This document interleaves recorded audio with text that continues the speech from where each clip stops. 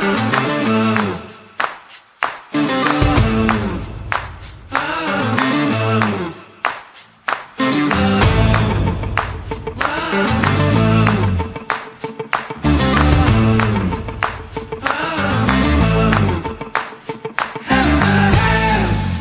you are moving from New York to the Philadelphia suburbs and you're stuck between Montgomery County and Chester County, this video is going to be for you. Choosing the wrong county is going to cost you time, money, and frustration. These two counties might look similar online, but they're going to attract completely different lifestyles. This is going to be specifically for New York City or North Jersey buyers that are relocating to the Philadelphia suburbs. If you're comparing Montco versus Chesco, this is going to save you months of second guessing. In this video, I'm going to break down the commutes, the home prices, the property taxes, even some of the lifestyle differences, and I'm going to tell you which type of buyer each county is actually better for. Let's start with the access. In general, Montgomery County is going to be closer to Philadelphia. You're going to have more train access, you're going to have more direct routes, and a lot of times you're going to have shorter drive times in most cases. If you need to be in Center City regularly, Montgomery County is usually going to be your winner. Chester County feels a little bit more removed, it's quieter, it's more open, and it's much more spread out. But depending on the town that you choose, you could be adding 15 to 25 minutes commute just into your daily schedule. If you are a hybrid or a fully remote worker, it might not matter to you at all. But if you are commuting 3 to 5 days a week, it absolutely does. And let me be clear, the distance is going to feel very, very different when you live it daily versus just looking at it on Google Maps or whatever other gurus might tell you online. Let me tell you what your money buys. Let's talk a little bit about pricing. At similar price points, Chester County is going to give you a little bit more land, it's going to give you larger lots, and it's going to give you a more estate style feel.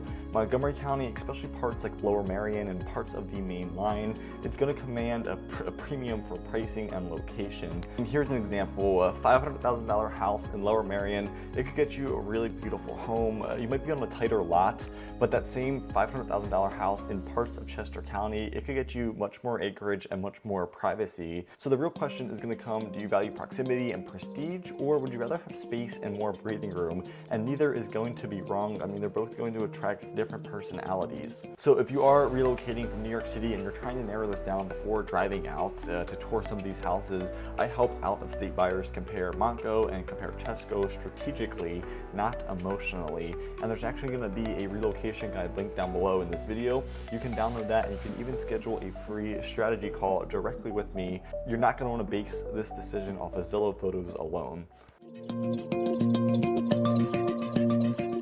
All right, let's talk about property taxes, because this is where a lot of New York City buyers are going to be surprised. The property taxes are going to vary heavily in both counties by the townships and the school districts. Two homes that are priced exactly the same, even 10 minutes apart, can have completely different tax bills. Montgomery County has some of the very best school districts in the region, which often comes with higher property taxes, and Chester County can also be strong, but I mean, sometimes they're going to be structured differently, just depending on your municipality, your township, and the location that you're buying. And you're not going to be able to compare these counties just based on the listing price alone. You're going to have to compare the full monthly payment, the mortgage, the taxes, the insurance, even the commute costs, because that's where the real clarity is going to happen. And actually, here's where this decision gets a little bit more personal, because at this point, it's not going to be about price, but it's going to be about your lifestyle alignment.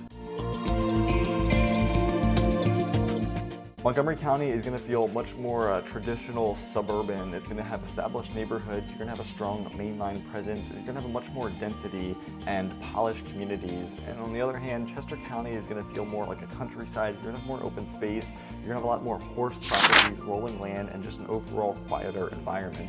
So if you are coming from Manhattan and you want that softer suburban landing, Montco might feel a little bit easier, especially if you're craving like a full lifestyle reset. Chesco could also be very refreshing as well, but they're not going to be interchangeable. Let me tell you who should choose these counties and maybe where you should go if you're like a specific type of buyer. Montgomery County is going to be great if you want easier city access, if you care about the established school district reputation, and if you prefer a slightly higher, fast-paced life. They also have a really strong long-term resale consistency. Chester County, if you want more land, you want more privacy, you want a quieter daily rhythm, you're not going to be commuting into the city or some other major suburbs as often. It is going to be much more simple. So, at the end of the day, Montco and Chesco are going to be very strong options, but they are going to serve two different lifestyles. And the right choice is not just going to be about the hype, but it's going to be about the alignment that works for you. So if you are making the move from New York or New Jersey and you want clarity before committing to something, reach out to me and I'm happy to help you map it out properly.